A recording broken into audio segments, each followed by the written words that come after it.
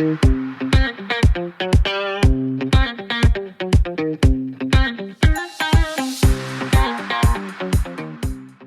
and welcome to another episode of the Rev RX podcast, where we discuss how to thrive in faith, family, and health. My name is Chad Potts, and I'm your host. You guys are going to absolutely love our guest this week, Coach Red Wallace. Red's going to tell us about his story from how he became a rapper, an up-and-coming hip-hop artist in the Christian world, opening up for artists such as Colton Dixon, to actually giving all of that up because God called him to something greater. We get to learn a little bit of the faith that took to give up something that he considered his identity, to see what God had in store for him. He trusted that what God had in store was better than what his plans were. We're going to delve deep into what it looks like to really thrive in life. We're going to talk about spirituality, how to build those spiritual muscles. We're going to talk about how to become emotionally aware, which is a little bit of a buzzword these days, but basically learning that it's okay to feel feelings. And especially us men, we need to hear messages like that a lot more often these days. And we're just going to talk about what it looks like to really and truly follow Jesus and become the men and women God created us to be. Red is a passionate human being. He's filled with biblical wisdom. You're going to love his personality. You're going to love what he stands for. And I can't wait for you to meet my good friend, Red Wallace. Thank you so much, Red Wallace, for joining us today, man. What a privilege it is to have you here as a guest on the Rev RX podcast. Man, I'm happy to be here. It's an honor. It's always an honor and a privilege to be a guest on another podcast. Yeah, we were talking about that before we hopped on here, and it's a different feeling when you're a podcaster than you get to be a guest. But hey, we're just allowing the Lord to use us however He sees fit, and that's part of it, right? Come on, that's right. Let's do it. I'm excited. So, Red, can you walk us through a little bit about your story? I want to hear how you got started in the coaching space and the podcasting space. Help us get to know you a little bit more. For sure. I will try to condense it down, but I come from a long line of long-winded preachers. But I would say that my journey to start back, when growing up, I always felt creative. I always was drawn to creating something out of nothing, or sometimes creating something new out of something that was already there. Cool. And I found myself being a part of, it's funny, I have photos of me as a kid and I'm like speaking on a stage at a local library, or I'm trying to play drums and performing at various plays in elementary school. So I always felt there was this piece of me that was performing, and I played sports. So I was always involved in sports, and not till later on in life, I realized that I leaned into the unhealthy side of performing and achieving. I identified as that high achiever to the point where it became more so overachieving and trying to earn and perform my way for love and acceptance. And that even came when I was getting into my faith in the beginning. And fast forward, it's about 2008, and I'm a sophomore in high school. And at that point, I really started falling in love with the art of hip hop, the culture of hip hop. And I actually became a rapper in 2008. And my first song, I just used the resources that I had and created a song, and it was absolute trash. I was not good.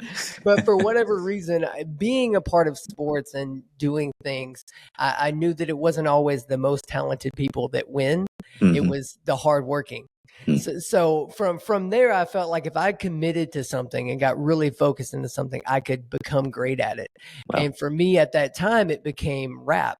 And I really identified as a rapper. Like that became my identity in a sense, because I put so much of my life and my effort into it. And over from 2008 to 2018, that's what I did. Wow. So I did some shows. I opened up for a few people, Colton Dixon, etc. And I wrote probably close to 300 songs in that time frame. That's incredible. Not all of them got released, but I did a lot, and I poured myself into it.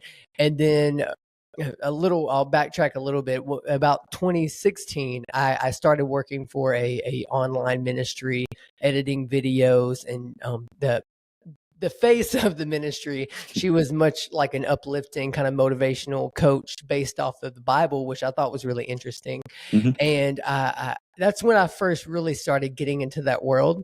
And it was interesting being surrounded by even bigger dreams and people that went after dreams and casting that vision. That was birthed on the inside of me. And I was still rapping there from 2016 to 2018. And then I felt like there was a shift. I felt like the Lord was asking me to lay down the very thing that I found identity in, which was rap at that time.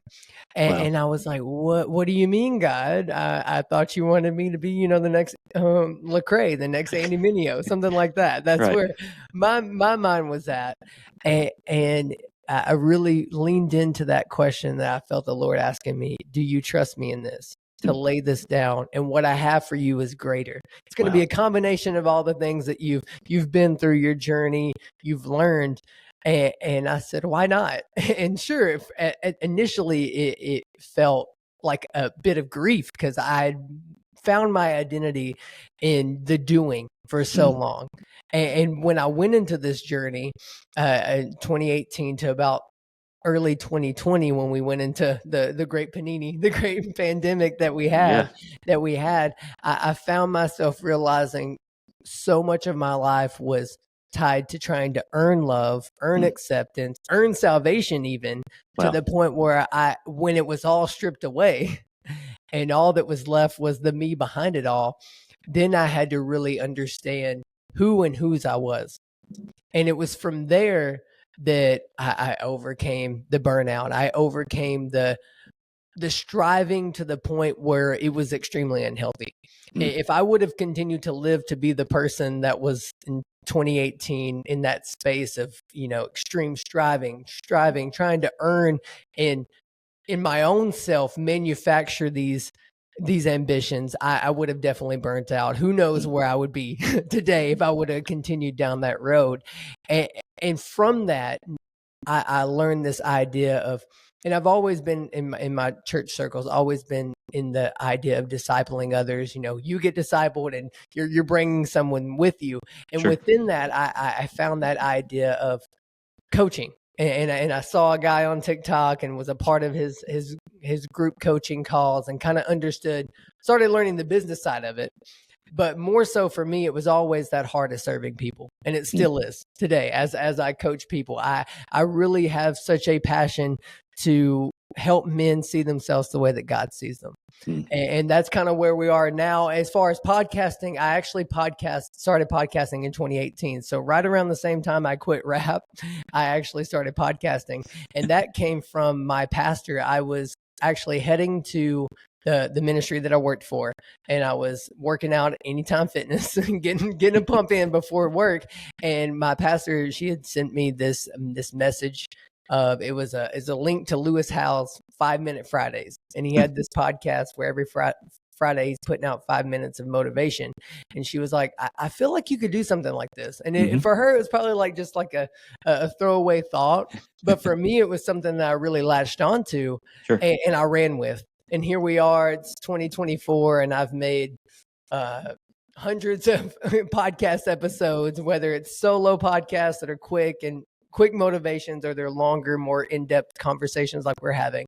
And it's definitely not an identity, but it's definitely a part of what I feel like is God's called me to. And it's all going back to, like I mentioned, serving other men, serving other leaders in the capacity of how can we better show up for those that we're called and created to lead.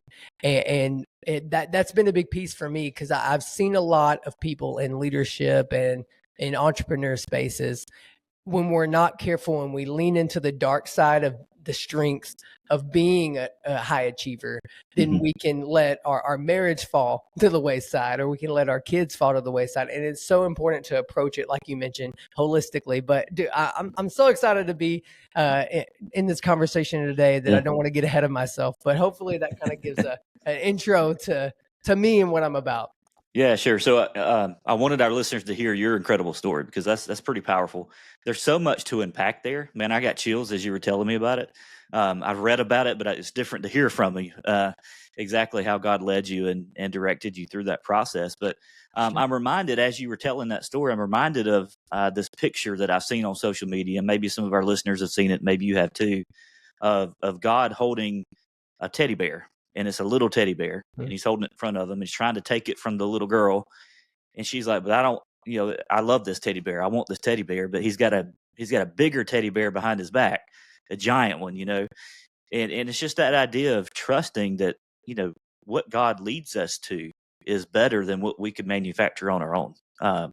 It's that whole concept of giving up the good for the best. And man, you've kudos to you for having the faith to do that, because not a lot of people can say, hey, I gave up everything that I was pouring myself into to follow the Lord in a whole different direction. So I appreciate your faith and appreciate you sharing that, because that builds our faith and shows us that the Lord is faithful for sure. Definitely. And I love that you mentioned it that way, that you commend the faith, because at the moment it definitely felt much more like a leap of scared courage, I guess you could say. But it's, and I always think that that's such an interesting place, because it takes a lot, like you mentioned, to step into that faith. And I think it's so important for people to realize that it sounds glamorous now because we're years after it, but definitely when you're in it, it looks like a lot of uncertainty. And as I've really studied not only biblical principles in this, I've really studied the psychology behind what our brain is thinking when we're going through these transitional stages.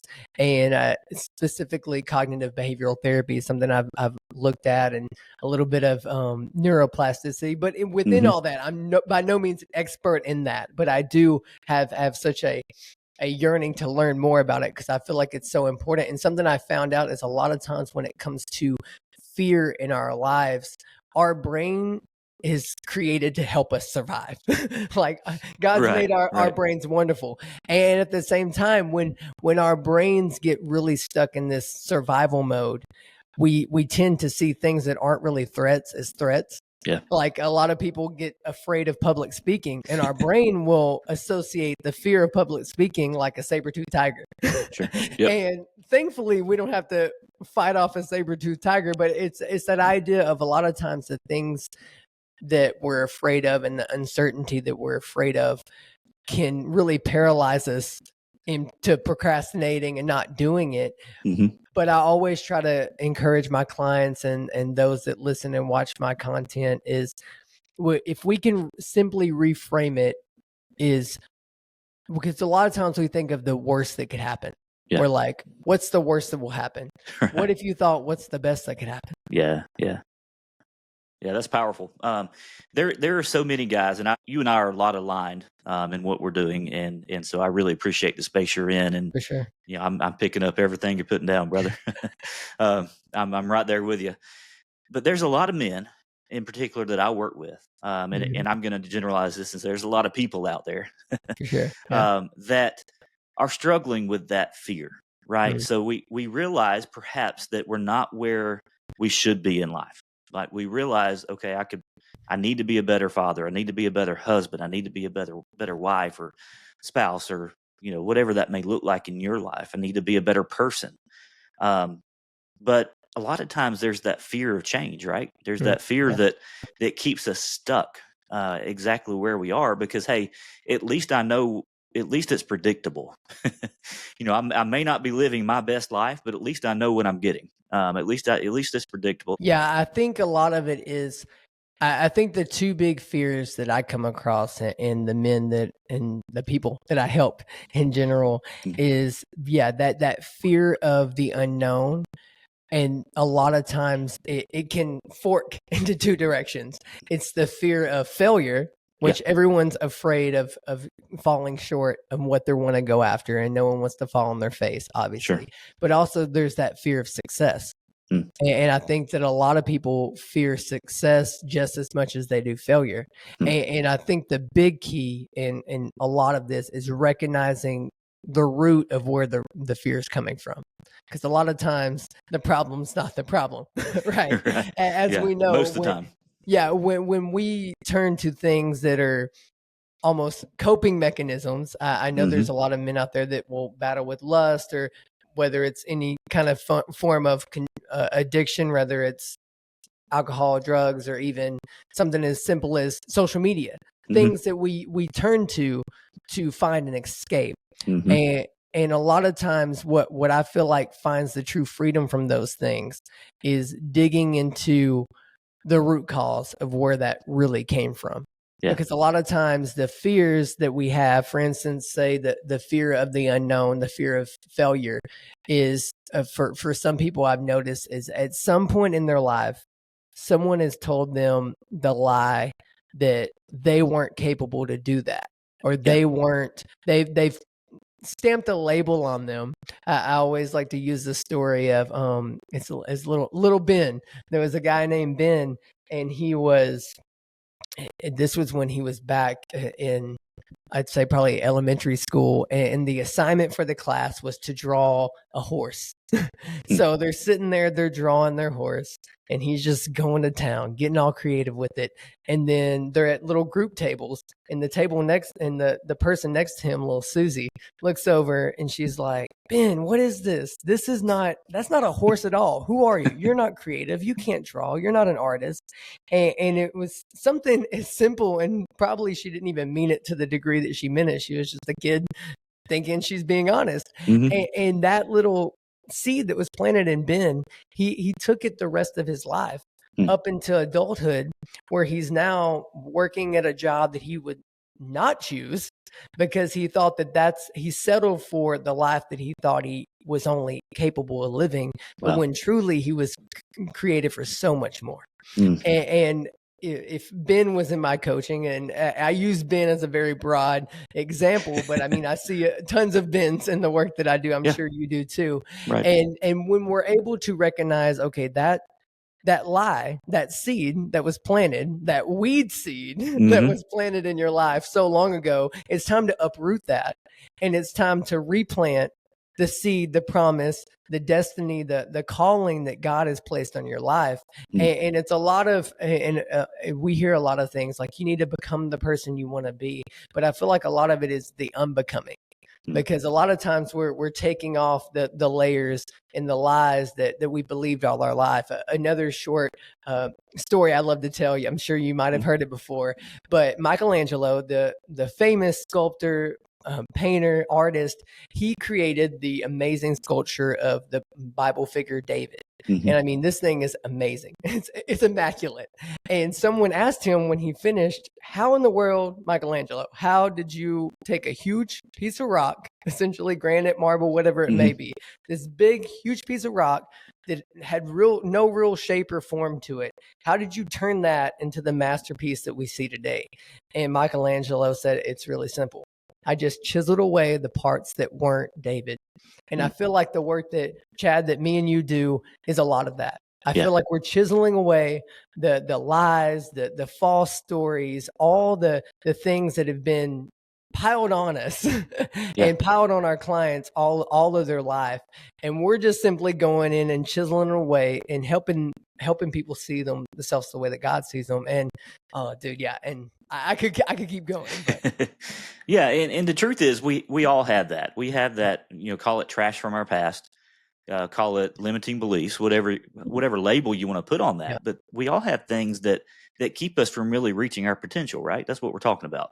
Definitely. Reaching your potential that you were created for.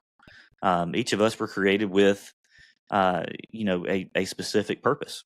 And so I want anybody listening here to understand that you were created for a purpose. You're no accident. God has plans for you. And, in order to see ourselves as God sees us, that sometimes takes some unpacking. And another way of saying that is maybe that reconstruction takes destruction first. We have to get rid of that false identity. We have to take off those lies we've been told and start challenging those and say, is that really true? Is it really true that I'm not creative? Is it really true that I'm not good enough? Is it really true that no one will ever listen to me? And then once we unpack that, we can start to discover, okay, what is that purpose God created me for? And we can really start to step into it. And a lot of what we're talking about here is really, what does it look like to thrive? What does it look like to live the abundant life that Jesus talks about in John 10:10, that he came to give us? I've come so you may have life and have it abundantly. That doesn't describe a lot of lives that I see lived out each and every day. That did not describe the life that I was living for much of my adult life. It was not abundant. It was scarce. It was not thriving. It was surviving. And so really my goal, and I think yours too, is to show people, okay, what does it look like to get past that survival, and really reach your potential and start thriving in life. And man, those stories are, really resonate, and they show us exactly what it is that God's wanting to do with us. Now, when we think about thriving, when we think about living our best life, there's several components to that, right? It's not just, I think a lot of us, when we think about, all right, I'm going to live a healthy life, I'm going to live a thriving life. A lot of us generally go to physical health first, right? We think about, all right, I'm going to get in shape, I'm going to lose weight, whatever that may look like for us. But that's only a part of the puzzle. That's only a piece. You have 5 points, I believe, five areas of life in order for it that we need to really focus on in order for us to really thrive. Can you walk us through those parts just briefly and really kind of show us what that looks like? Yes. So there are those 5 areas. Yeah. And I would love to take credit for these, but definitely one of the leading forefathers of cognitive behavioral therapy was who kind of came up with that. But yeah, it's this idea of there's 5 main areas of our life. Mm-hmm. And of course we have physical beings, and we have that we want to put into, like you mentioned, we want to put a lot of our effort into our physical, our exercise, our health. But even more so than just health from a physical standpoint, there's actually 5 layers to our human experience. And I always like to touch on the first one being spiritual, because, we're spiritual beings having a human experience. And a lot of people kind of feel uncomfortable with that idea of spirituality, because it can be a bit polarizing, but the facts are in. and right. Despite what your flesh, your physical body may think, a lot of things are more spiritual than you think. And I think that a lot of times we misinterpret situations in our life, thinking them not to be as significant as they really are, but really realizing that our spirit man is a very, very, very important part of us that we need to understand and develop. And that's obviously going to come with our relationship with God. And then from there, we dip into the volition, and volition just stands for the choices that we make based on our emotions and our spiritual well-being. So you kind of see how they kind of stack on each other, because our volition is that idea of really how we're showing up, and our volitional decisions are our responses to who we believe we are. And I think that that's really important, is that who we believe we are. Because like I mentioned with Ben's story, or other stories that I may mention, is a lot of times we're not a result of who we actually are. We're a result of who we believe we are. Yeah, well. And when we really lean into that, that's when we decide, okay, because if you have this belief that you're just average, that you're not a spiritual being, that you don't have purpose and calling, when you go into choices and you go into life, you will experience things and you'll choose to do self-destructive habits. Like, that's a lot of reasons why we see people that will overeat or turn to drugs and alcohol, or fill in the blank vice. They turn to that, and you get to that point because you've somewhere along the way you've decided to believe lesser about yourself. And that's kind of where the volitional thoughts come from. And then we have rational, and rational is, it sounds what it sounds like. Rational is what's going to really help you stay alive if there was any immediate threat. And we touched on that a little bit previously. So yeah, you've got spiritual, you've got volitional, you've got rational, and then the fourth one you have emotional. And I feel like this is a good one to zero in on, especially to our men crowd, because I don't know about you, but a lot of my life I was told that acting like a man meant you don't cry. You Yep. know, you Yep. gotta man up. You gotta throw some dirt on it. You gotta tape an aspirin to it. And Right. yes, that's true. But I really feel like there's in especially now in society when I feel like there's been an attack on masculinity, Yep. and it's that idea of I truly believe that as men of faith, we're called to be both tough and tender. Yeah. And a great example of that is Jesus. Yep. Jesus was the lion and the lamb, and where a lot of people thought he was going to come in as the god of war, he came in on a donkey and Hmm. really surprised everybody. But he really embodied both and I feel like as men, if we really want to thrive in our lives, we must grow in emotional intelligence. And Yeah. I feel like that's a very important one of the five, because a lot of men, it's easy to go work out. Well, it's not easy to go work out, but as men, it's easy for us to focus on a physical target. Right. You know, you've got the physical target. I'm going to go physically, I'm going to go attack this, and I'm going to get better in my health and my fitness. That's easy. And even with the rational, it's very easy to be rationally minded as we're thinking about businesses or taking care of things from a very problem solver point of view. But Hmm. then when we really think about some of these more subtle things, like you think of the spiritual, you think of the volitional, and you think of the emotional, these are things that I really feel like a lot of us as men, we have to focus on, because when I look at it from relationships, I think of it with my relationship with my wife. A lot of times as a man, I want to solve her problems. Right. And it can be really hard for me to have empathy in a situation, because I see it from a almost a very black and white view of, Mm. well, babe, this is the problem, this is how you can fix it. Right. And a lot of times women want to be heard and seen more so than they want to be problem solved. Right. And from experience, I've learned that leaning into emotional intelligence, gaining that self-awareness and social awareness is really crucial. Yep. And I think that's a huge aspect of those five. But yeah, definitely. I think that the five levels of the human experience, spiritual, volitional, rational, emotional, and physical, they're all important. And it's like you mentioned, it's a holistic approach. Yeah. And I feel like a lot of times when one area is winning, the other area can feel so chaotic. Yep. And I think the goal is not balance, but it's a goal to have an awareness of all things and Mm. being present of which one needs the most attention at a given time. Yeah, I love that. So when you look at thriving, when you look at the life that God created us to live, then He didn't create us just to have like awesome physical bodies, but to be completely emotionally unaware, right? Um, and definitely not speaking from experience here, but He didn't create us to have to be problem solvers, but not realize that we're part of a bigger purpose and bigger plan than what we can come up with.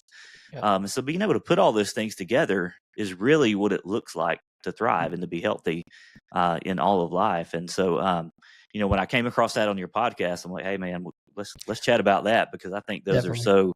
so instrumental in what it looks like, and you kind of paints a picture of what it looks like to be, the people we were created to be. Wanted to hone in on a couple of those real quick and think about, all right, so physical, we kind of get that. We know what that looks like. No, it's not, it's simple, but it's not easy, right? Mhm. And a lot of these things are tied together, and we'll talk about that in just a second. And then, like you said, the rational, I think sometimes that comes easy to us. Logic, we see things logically a lot of times. So, A plus B equals C, and, they got this formula, and we try to work that out. But when it comes to the spiritual and volitional, so that's kind of the soul aspect, right? Mhm. Soul care. And then when it comes to that emotional intelligence, that kind of hits the mindset. Those are things I think we struggle with. Those are things I know that I wasn't taught in school. Nobody taught me how to overcome limiting beliefs in my 11th grade year in high school.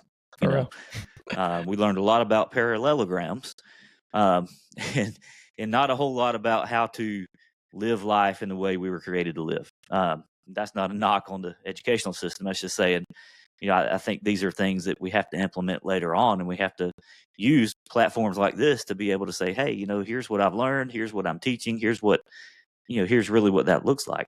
Definitely. But thinking about the spiritual side of things, man, Mm-hmm. what does it look like for you to really kind of build that side of our health up? What does it look like to be spiritually strong, spiritually healthy? And of course, you and I are Christians, and so we see things through that lens. Realizing that, yeah, you'd mentioned that may be polarizing for some, but we're bringing to the table our thought processes, our beliefs, and as a Christian, how is it that we build that spiritual health? What are some thoughts you have on that?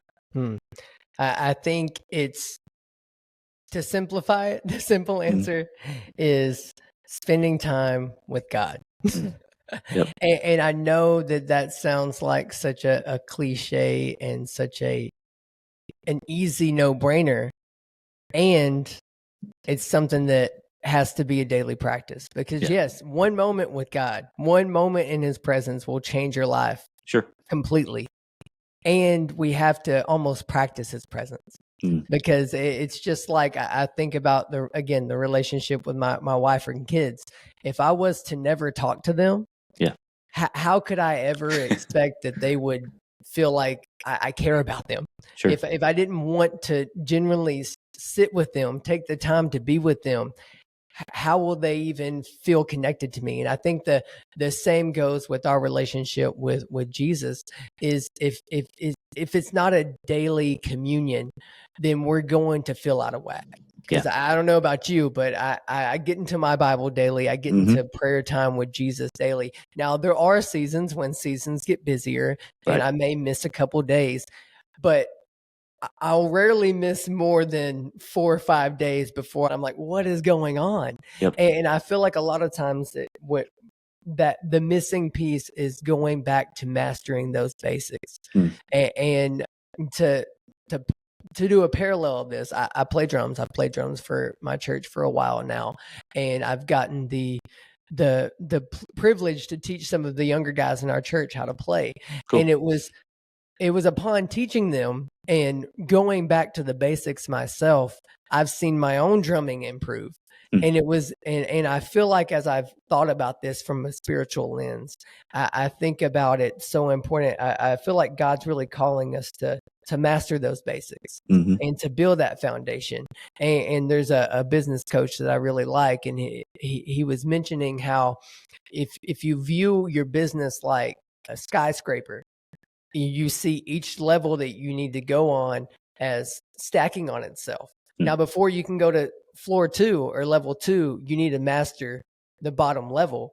And I feel like that can be applied to all areas, especially our spiritual level of life, because it doesn't have to be as complicated as we want to make it. Because a lot of times, if you're listening and watching and you're fairly new to your faith and you want to build your spiritual muscle, you may think, okay, well, Coach Red and Chad, they said I need to be in the Bible, so I'm going to read a whole book a day, every day. I'm going to do this. I'm going to be in hours of prayer. No. Calm down, settle down. I appreciate the energy and the drive to do that, but I would say don't look at the hour you don't have. Look at the 10, the 15, the 30 minutes you do have. And you could simplify it as there's like the 10-10-10 rule, or the 5-5-5 rule. You spend 5 minutes listening to some worship music, 5 minutes in prayer, 5 minutes reading the Bible. It can be that simple. And I think that you kind of start with the little you have and you build upon that. Because when I first started out, I didn't understand anything about the Bible, and honestly, I'm still learning. I think we all are. It's a lifelong process for sure. And I think that you start where you're at and what's in your hand and what you have, and you develop it from there. And then it also comes with that community piece. Because if you aren't plugged into your local community, your local church, then what are you doing?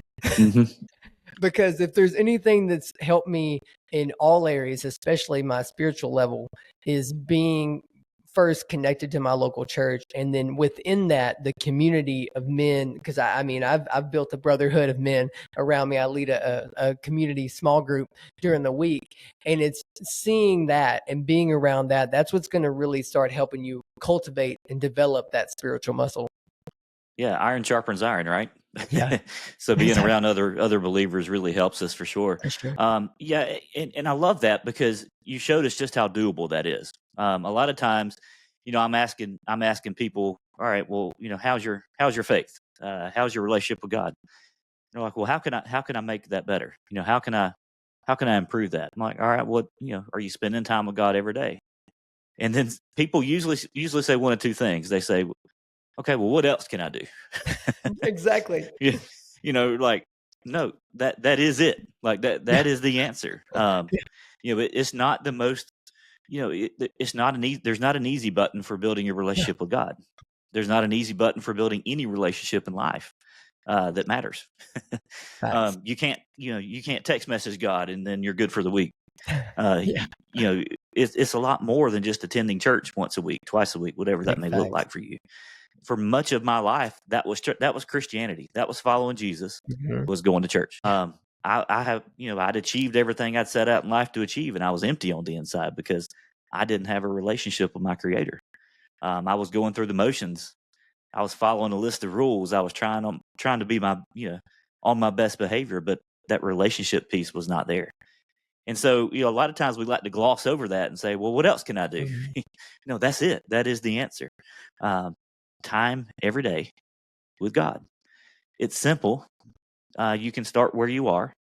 It's like anything. So, if we're going to start working out, if we're going to start trying to, get ripped, whatever the case may be, and we start going to the gym, the best way to approach that is not to say, all right, I'm going to spend 3 hours in the gym 7 days a week and I'm going to reach my full potential. No, that you're not going to stick with that. When you think about dieting, when you think about improving your nutrition, the best way to do that is not, to eat 500 calories a day. You're going to lose weight, probably. You also might die.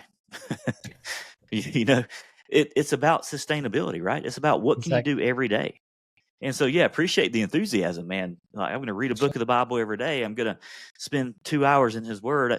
What can you do every day? And then on the good days, add to it, right? Yep. I love the 5-5-5 rule. On a good day, you can make it 10-10-10. Yeah. I love that. That's absolutely spot on. And then the last thing I wanted to get into is this emotional intelligence. And we could probably spend a whole episode on that, but just quickly. Oh, yeah. You're exactly right. We as men, especially our generation, we've grown up with the men don't cry. Men can't have emotion. Men can't have feelings. Suck it up. Deal with it. Whatever the case may be. And that was how I was raised too. No shun on in society or anything like that. No judgment. That's just the reality. And then I think a lot of men today are really wondering, what does it really look like to be a man? Because our society is kind of attacking masculinity at this point. And so I love how you use Jesus as the illustration there. Jesus is the toughest dude you'll ever meet. Yeah. Right? I mean, he endured crucifixion. He endured the beatings that he did not deserve. And, he could have gotten out of that, but he didn't. He was tough. It was tough. You could say he was tough as nails, right? The toughest guy you'll ever meet. But then he was also tender, right? The shortest verse in the Bible, Jesus wept. Yeah. We see him having appropriate emotions at appropriate times. So, really thriving in this emotional intelligence space. Can you elaborate on that just a little bit about how we can really think of that as, what does it look like to be? And I'm going to hone in on the men at this point. I think women do a better job here than we do. For sure. They seem to be more emotionally intelligent than us guys. But what does it look like? We don't go around crying all the time, but then there's a place for being allowed to feel our feelings, right? Definitely. Yeah, I think the first place starts with the assessment of where you are right now. And there's a great book out there, Emotional Intelligence 2.0. I didn't write it. I would have loved to get credit for it, but unfortunately I can't. But I'll give credit where it's due. And they have an assessment that comes along with the book, and it really breaks down where you're at, where it's self-awareness, self-management, social awareness, social management, and you kind of see the starting place. And what I love about the concept of emotional intelligence, it's not like an IQ. With an IQ, they kind of say you are the level that you are and there's no improvement. But even with that, I believe that we have the same spirit that raised Christ from the dead. So I believe that he will also develop our wisdom. And with that, the same goes with emotions and our emotional intelligence, and it will be developed. And again, it goes back to it's going to take work. But as far as bringing it down to the most simplest step, for me and the men that I help, especially those guys in my group, I've started a weekly group with some men in my church, and we call it Let's Talk About It.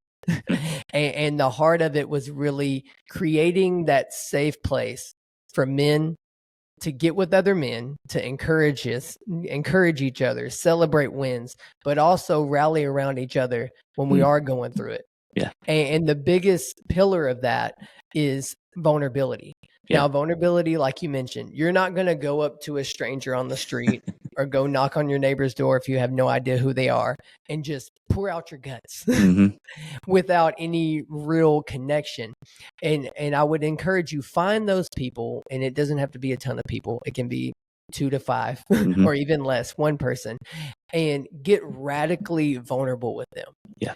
And I love Brene Brown's work. She has a lot of work on vulnerability. And one of the things she says is you'll experience a vulnerability hangover, which essentially the next day you'll think, whoa, did I just share all of this with someone? Yeah. But again, if you're sharing that in the right circle and it's not being met with judgment, and even sometimes it's not even being met with the solution, right? But the space is being held.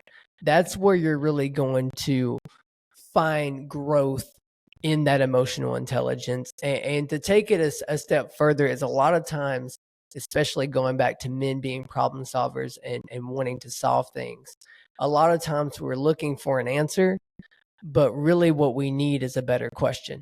And if we can ask ourselves the right questions and ask those that we're connected to the right questions, you'll be amazed to see what happens. So again, another great question, and I'll try to wrap it up with this one, is within this community group, I have a men that are Let's Talk About It group.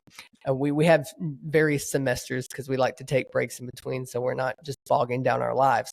But usually each semester at some point, because some guys will come in, some guys will go just because life happens, is I like to open with the question, what do you want us to not know about you?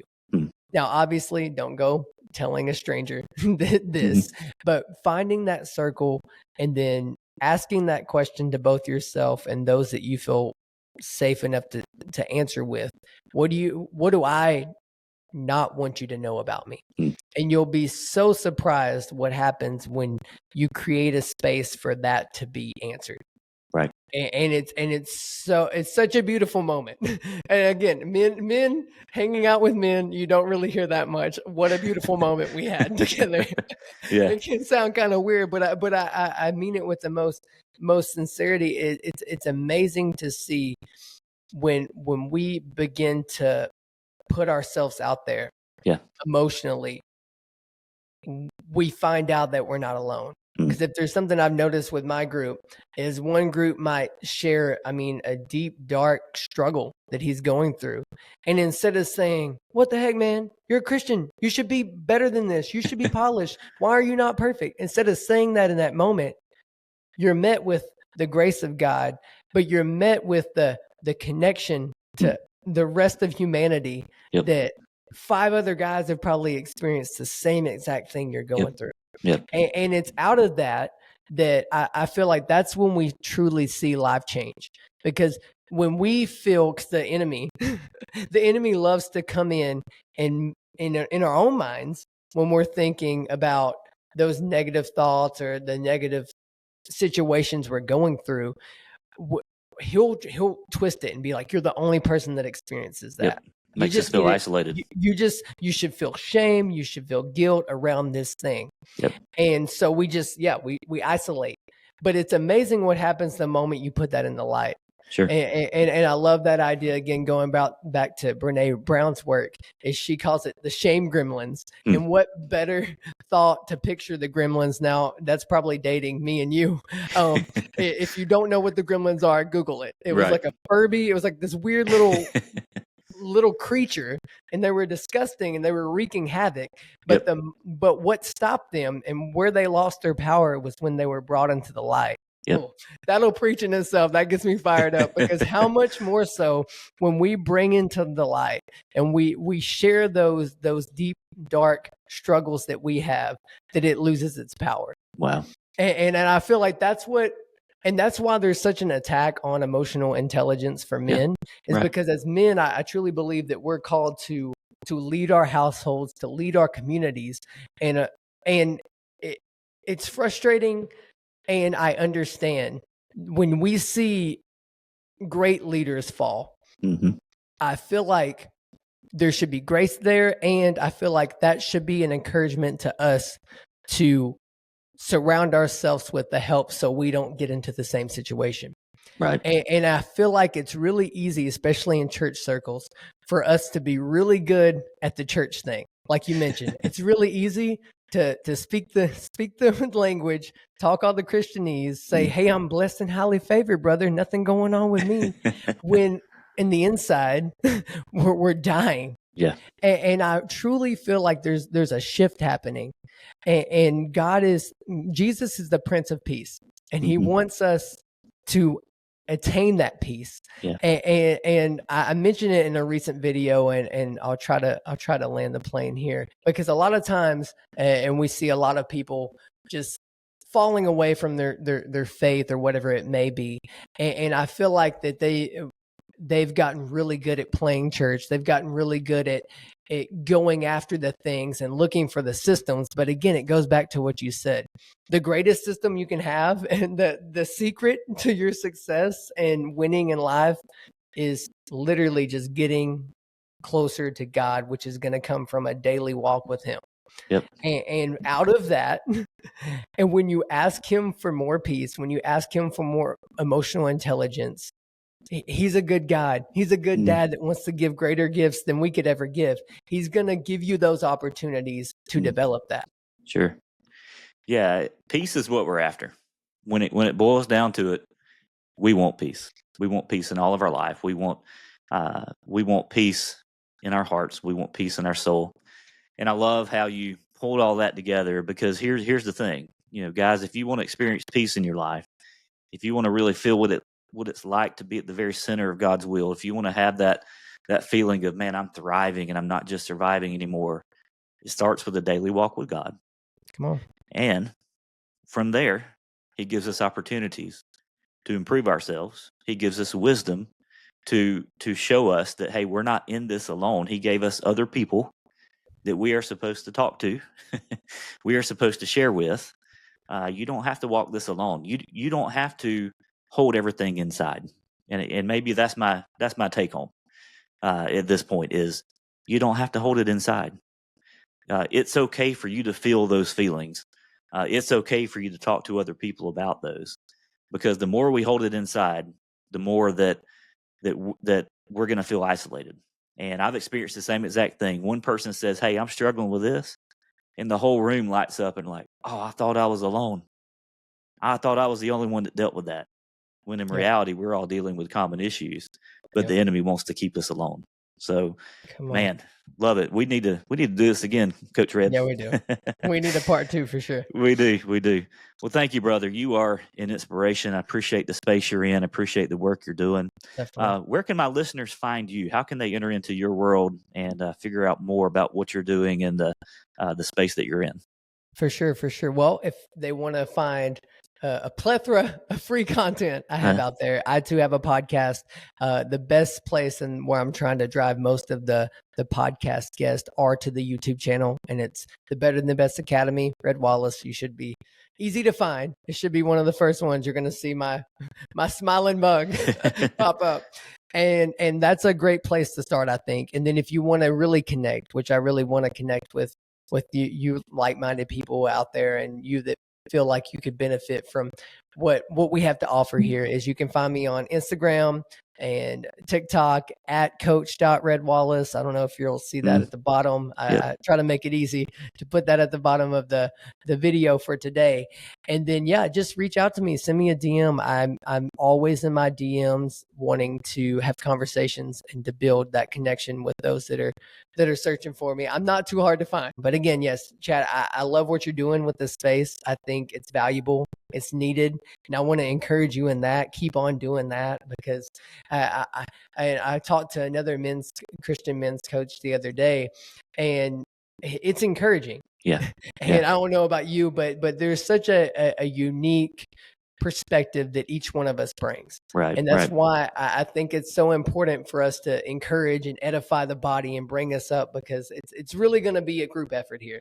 But again, Chad, I appreciate you for having me, and I look forward to meeting all the wonderful people that hear and watch this episode. Awesome, brother. Appreciate your time. Appreciate you being here. Appreciate what you stand for. And man, just what a conversation this has been. Thanks, my friend. You're welcome. Peace. Thank you for listening to the Rev RX podcast. We hope you enjoyed what you heard today, and if so, we'd love it if you would hit that subscribe button so that you'll never miss a new episode from us. Also, feel free to leave us reviews and comments, as we'd love to hear from you. Be blessed and be the very best you.